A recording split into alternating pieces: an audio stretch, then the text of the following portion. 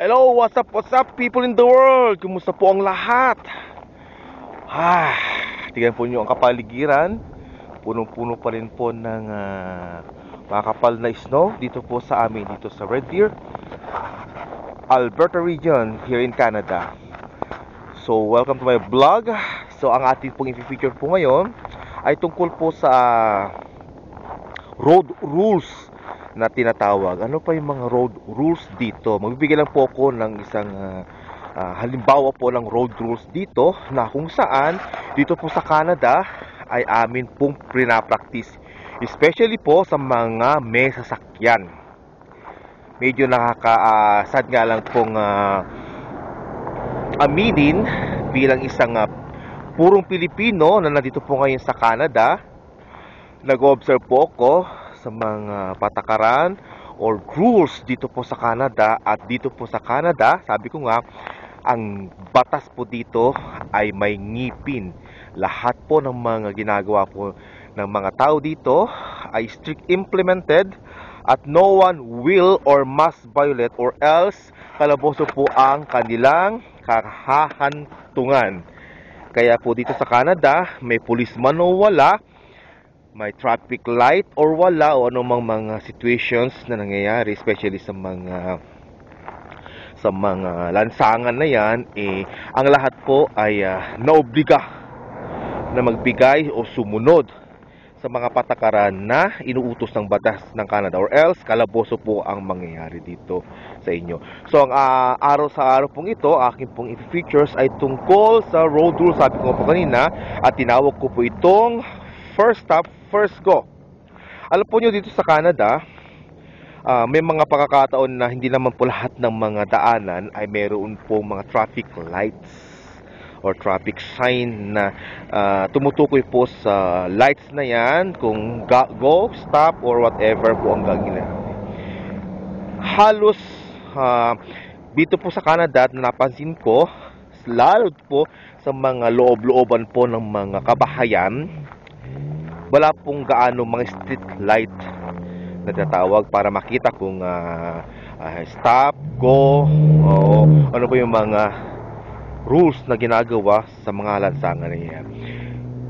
Ang ino-observe mo lang po nila dito ay yung disiplina na kung saan, papaano ang mga driver na ito na magbibigay ng isang mabuting pagmamaneho sa lansangan, na kahit wala pong mga pulis or wala pong mga traffic sign na yan, nasusunod po ng mga driver na yan ang kanilang mga obligasyon bilang isang may mga sasakyan dito sa Canada. So ipapakita ko po ngayon ano nga ba ang meron o ano nga ba ang ginagawa sa tinatawag nilang first stop, first go ng mga sasakyan. So sa nakikita ko at na-observe ko dito, makikita ang disiplina ng mga tao dito sa Canada. Ikaw man ay isang temporary foreign worker, ikaw man ay permanent resident, o especially mga citizen, kinakailangan mo magbigay ka ng isang maganda at maayos na pagmamaneho upang sa ganon huwag kang maging problema or magkaroon ng record pagdating ng panahon kung ikaw mismo ay kukuha ng clearance ng tinatawag nilang registrations or renewal of your vehicles na yan. Dito sa Canada, hindi po basta-basta ang pagkuha po ng lisensya. Nakakasad man ng aminin, pero sa Pilipinas, dyan po sa atin sa Pilipinas, meron pong ahensya na kung saan nakatalaga ang pagkuha ng mga lisensya sa sasakyan at lisensya ng mga driver na yan. Nakakasakit mang isipin o tanggapin na may mga bulok na sistema ang ating gobyerno sa pagpapatakbo ng mga dapat nararapat na ginagawa ng isang citizen ng isang bansa. Gaya po ng pagkuha po ng lisensya na kung saan masakit pang isipin at tanggapin, sabi ko nga kanina, na ang mga Pilipino or marami sa mga Pilipino nandiyan ay kumukuha ng lisensya na wala man ang ka-idea kung papaano sumunod sa rules and regulations traffic rules and regulations at kung ano-ano pa sa mga kinakailangan bilang isang lehitimo o professional na driver sa ating bansang Pilipinas. Nakakasakit mang isipin pero ito yung totoo. May mga pagkakataon po ang ahensya ng isang gobyerno na yan na kung saan may mga picture sa labas at picture sa loob. May mga picture sa labas na kung saan may mga agent po sa labas na kinakausap ng mga aspirant driver na yan na kung saan pwede silang kumuha ng mga professional driver license na yan. At meron ding fixer sa loob. Ito yung mga opisyalis mismo or kawani or empleyado ng isang ahensya ng gobyerno dyan na kung saan nakatalaga ang pagkuha ng mga lisensya na kung saan sila po ay kumukuha ng bayad.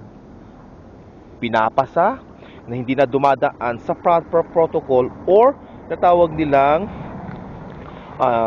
proseso na kung saan pagdaanan ng isang aspirant driver sa ating bansa. Nakakatakot. Hindi ko lang po naman nilalahat pero meron at magilan-gilan.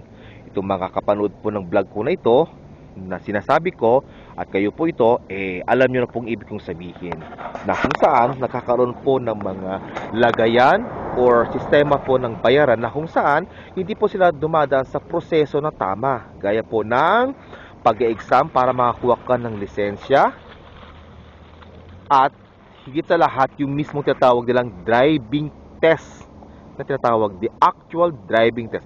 Kaya madalas or tinatawag nilang karamihan hindi alam ang proper rules and regulations. Gaya po ng halimbawa sa mga pedestrian lane, ano bang dapat ginagawa ng mga driver pag may nakitang pedestrian lane. Ang nakakatakot, ang mga driver na hindi dumaan sa tinatawag nilang driving lessons, pagsusulit o pag-exam, nagkakaroon po sila ng mga pagkakamali kung ano nga ba ang halaga ng pedestrian lane na yan. Kaya nagkakaroon ng problema, aksidente, sapagkat hindi nila alam kung ano ang purpose ng pedestrian lane kasi hindi nga nila naipasa o hindi sila pumasa o hindi sila nag-take ng mga pagsusulit upang sa ganon makita at malaman ano nga ba ang kahalagahan ng pedestrian lane. Kaya dito sa Canada, hindi po pwede po yan. Kailangan pong pagdaanan ang pagsusulit na yan. Meron kang pagsusulit na gagawin upang sa ganon makita ang iyong kakayahan at malaman ano nga ba ang mga traffic rules and regulation. Napakarami po yan. Wala pong pakakaiba, halos pareho po ang driving lessons, lectures, traffic sign, rules and regulations ng buong mundo. Isa po yan. Kaso, sabi ko nga kanina, hindi naman nasusunod sapagkat ang mga Pilipino na ito na hindi dumaan sa tamang proseso at kumukuha ng lisensya sa pamamagitan ng lagayan, ayun, pag nakuha ng lisensya, doon na lamang nila nalalaman, ito pala yun. Naka-aksidente na sila, nakasira na sila ng buhay, nakapinsala na sila ng mga ari-arian o kagamitan, doon na pa lang nila malalaman na, ito pala yun.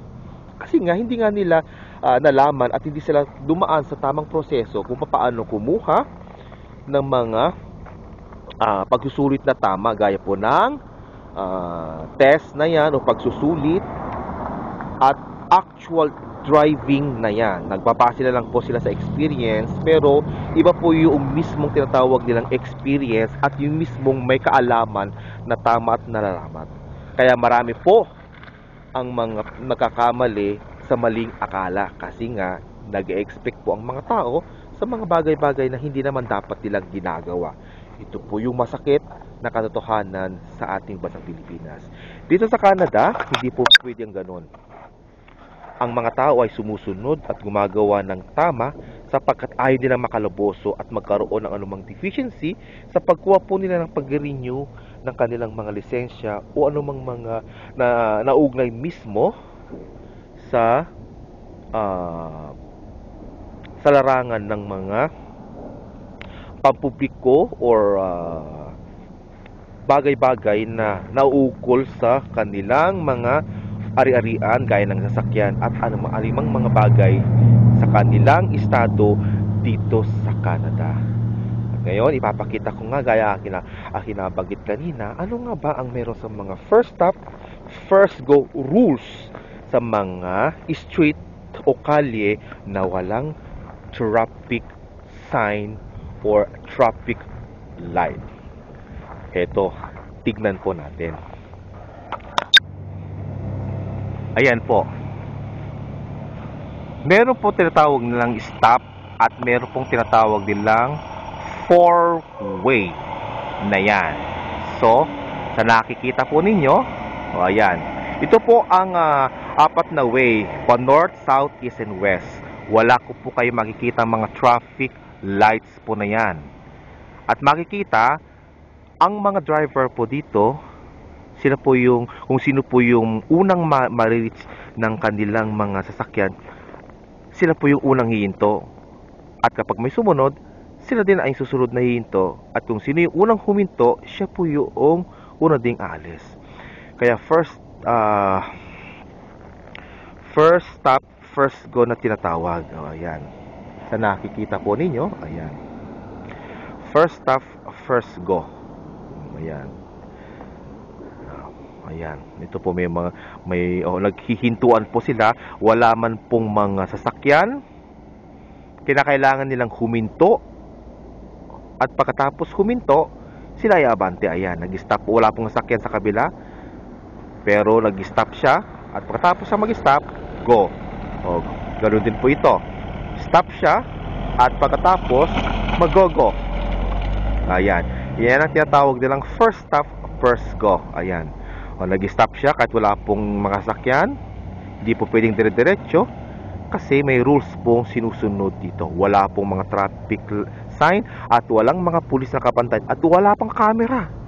Yan ang disiplina ng Canada na kahit hindi po nakikita ng mga pulis, nakikita ng camera, kinakailangang disiplinahin ang mga sarili sa mga lansangan na ganito na kahit po wala pong mga traffic sign at walang mga camera at walang mga pulis na nakakita, ay bibigyan mo ng importansya ang kalye.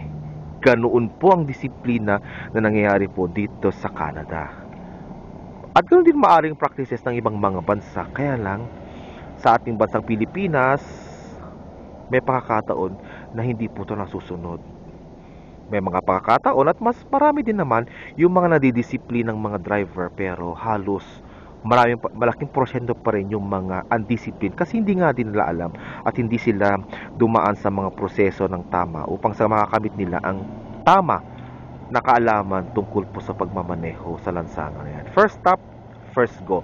Yan po ang rules po ng Canada na kung saan disiplinang kinakailangan upang makaiwas sa disgrasya, makaiwas sa abala, makaiwas sa mga gastusin kasi malaki pong puntos kung ikaw ay nakanahuli ng mga pulis o kamera o may magsumbong sapagkat hindi mo ginagawa ang obligasyon mo bilang isang ganap na professional driver dito sa Canada. Ayan.